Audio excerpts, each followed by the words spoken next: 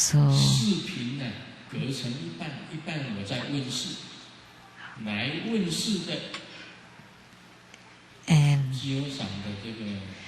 and I started to give spiritual consultation. And the person who came for consultation was the brother of Chiyo-san. And the sister-in-law, or his wife, Miss Fang, please stand up. So she's the wife of Chiyo-san's brother, Miss Fang. She came to me in the early times. So when I was living in that illegal place, 36 square feet,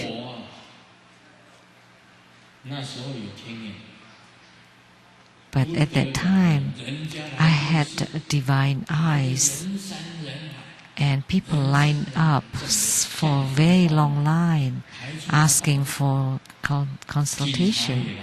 The line went all the way to the big road, and policemen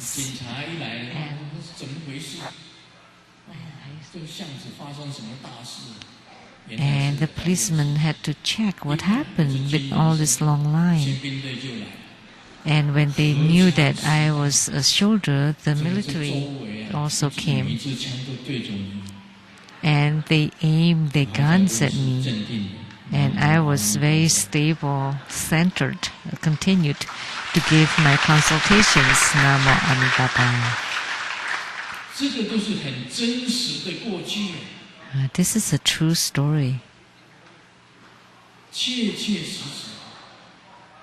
It's totally true. So today I had yogic response with Golden Mother and all the Buddhas and Bodhisattvas that they never left me alone. They're always by my side.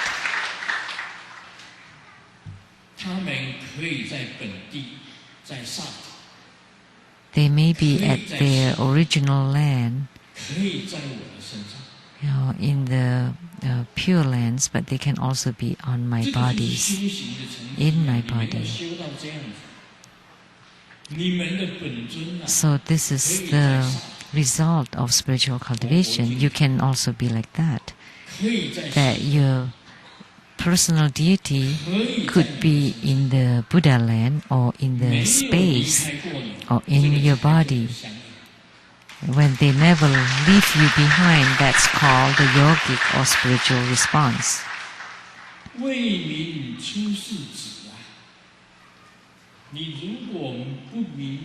So, if you do not understand the decree to enlightenment, the true decree to enlightenment,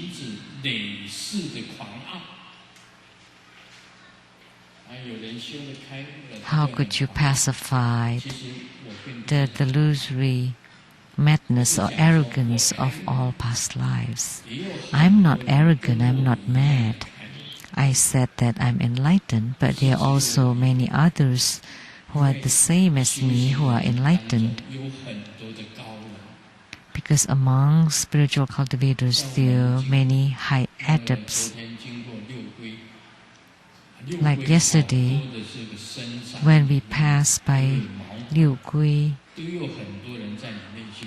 there are many spiritual cultivators in the deep mountains. You may not know the realms that they have reached. How could you be arrogant about?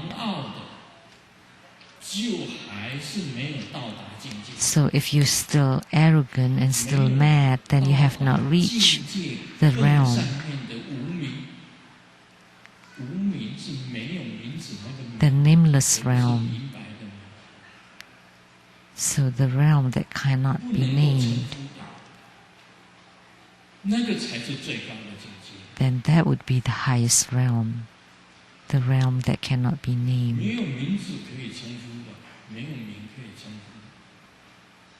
There is no name to refer to it. So if you do not understand the decree or the way, the key to enlightenment. So, what are you haggling about in this world? Because you do not understand the decree to enlightenment. That's why you argue and haggle. But if you do understand the decree, the key way to enlightenment, there is no need to argue or to haggle.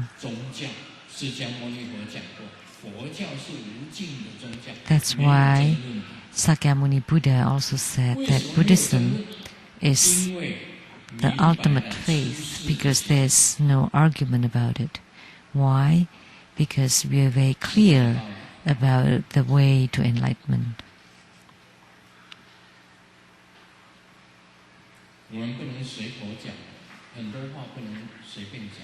So, don't say things haphazardly. Grandmaster has yogic response. Grandmaster is enlightenment. That's not something to say haphazardly.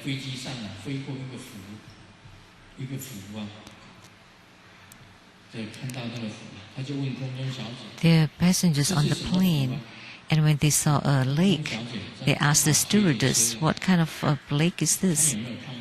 And the stewardess was just pushing the cart and did not even look out the windows, and he just said, "Oh, it's the teapot." So the pronunciation of lake is the same as pot in Chinese.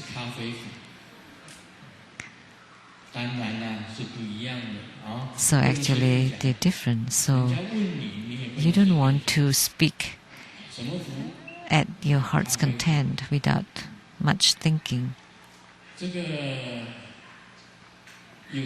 You have to speak responsibly.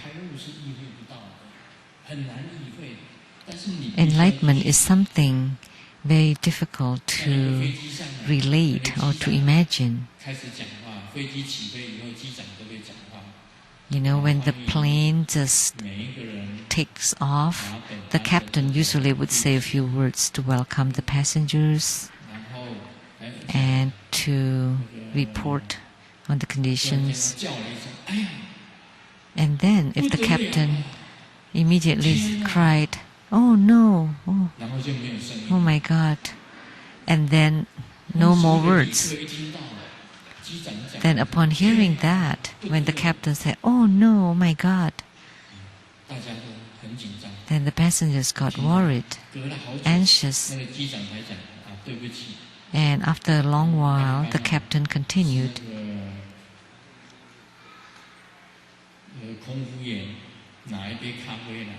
"Oh, because just now the stewardess poured a hot coffee on his body because it was hot.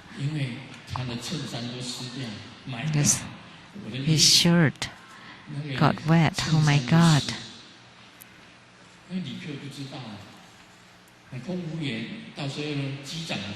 But the passengers did not know.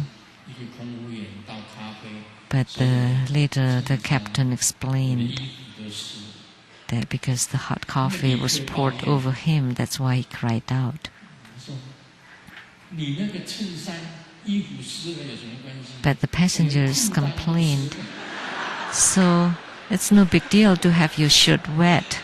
Our pants are wet. We have it worse."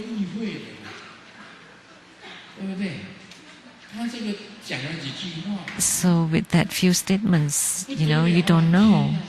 It's hard to measure, to think, to induce. They did not know. They thought maybe something bad happened.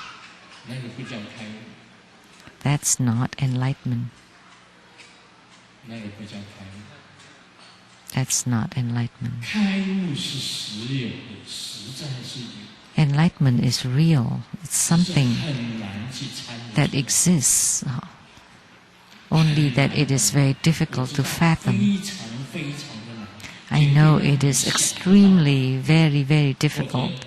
It is something that you don't think of.